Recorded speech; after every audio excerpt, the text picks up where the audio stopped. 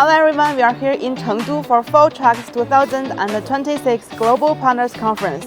Let's get this party started. 2025, FAW TRUCKS Overseas has achieved full caliber exports of 60,000 vehicles. And by 2026, it targets 80,000 vehicles for export. In the future, FAW TRUCKS will be guided by the Sprint 2030 internationalization strategy, led by its brand, powered by innovation and technology, to accelerate the advancement of its international layout. At the meeting, FAW TRUCKS released 5 major product brands and global product series codes.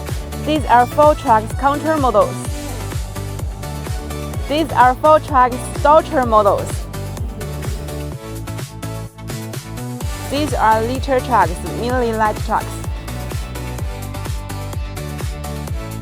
The two trucks are the picture trucks. Meanwhile, FAW TRUCKS released DORTRON DQ and DORTRON DI model.